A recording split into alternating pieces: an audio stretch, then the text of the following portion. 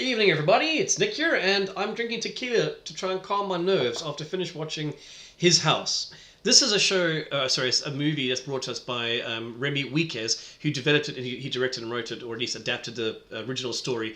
And it's totally under the radar. I didn't even know about this movie coming out on Netflix. And it was written, actually, funny enough, my friend Trevor wrote an article about this, at least looking at the trailer a couple of months ago, and I obviously didn't watch that. Sorry, Trev, didn't read that. And yes, I'm really glad I didn't, because after watching the trailer, after watching the movie, it gives way too much away, as usual. We expect that these days. So don't watch the trailer if you haven't seen the trailer originally. Go and watch the movie. The less you know about this, the more you're going to enjoy it. It is superb.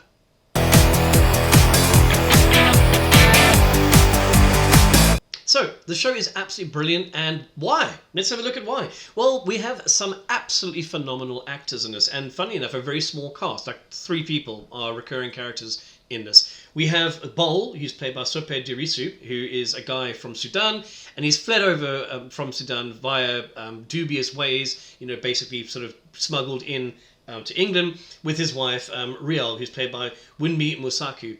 Wunmi Mosaku is amazing. I first saw her in the recently finished Lovecraft Country, which was not bad. It had some really great episodes and pretty bad ending, to be honest with you. And she was phenomenal in this. And so I was like, okay, we're going to get something from her. And my God, do we get something from her. The gravity of her in this is, but when she's on the screen, you can't look away. She's phenomenal. And, oh God, she's just so great. But then again, so is Sope.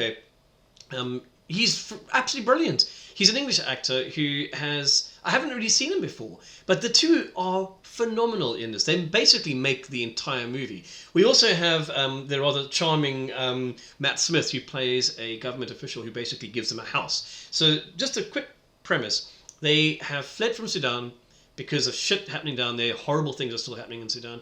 They've come to England looking for a better life. They get given a house, shit starts going bad. Why? Knocks on the walls. Ghosty things like this. I'm trying not to say anything because it's a show, as I mentioned, you really need to go into knowing very little about. But I will say there are ghosts involved, of course. It's a horror movie. Now, the horror in this is brought out in the first half, I would say, and it is terrifying. I'm not joking, okay? It's very, very rare for me to get freaked out by something, but this freaked me out.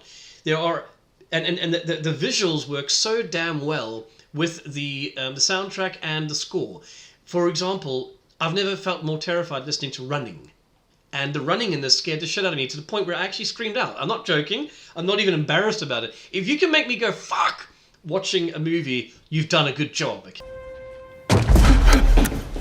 Okay? Usually, as I mentioned, shows or movies like Insidious, they don't really freak me out because it's just jump scare tactics. There are jump scare tactics in this, don't get me wrong. But it's the context in which it's delivered makes it work. And I don't want to go into too many details here because, again, you need to go in this, not knowing what you're expecting.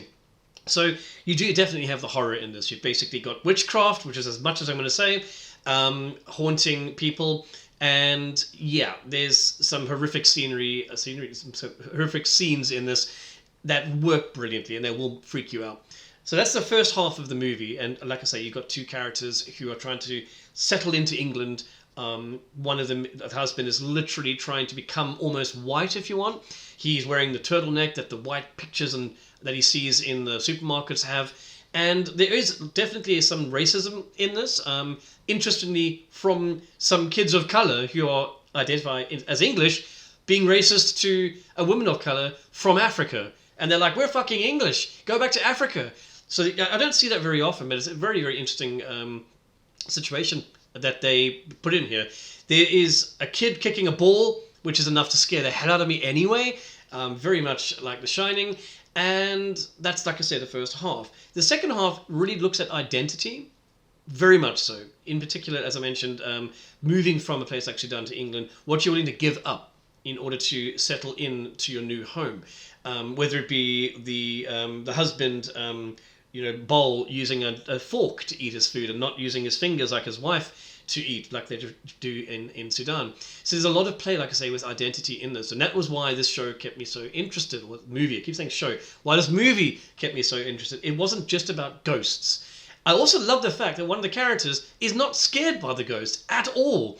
Okay, giving it away. It's not really giving away though. She says that she's seen so many horrible things about what humans can do to each other. Why would a ghost scare her? And I love that. I don't think I've seen many movies where you have a character who doesn't give a crap about the actual ghosts. You have a couple of people who are mediums and they're like used to the ghosts kind of thing. Again, looking at something like Insidious. But, I mean, they scream all the time.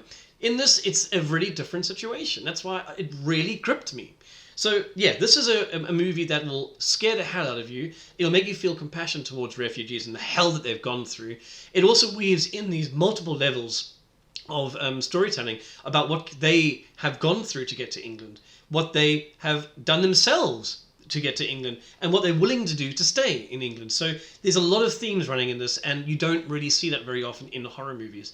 This is an easy 9 out of 10 for me. I see it sitting on 100% on Rotten Tomatoes, 100% for a movie that is from a brand new director. I think it's his debut movie. So watch it. Please watch it. Give more love to a show like this because it deserves it. And the performances, my God, are worthy of watching this in itself. Have a great evening, guys. Definitely, like I say, 9 out of 10. My God, I want to watch it again now. Catch you there.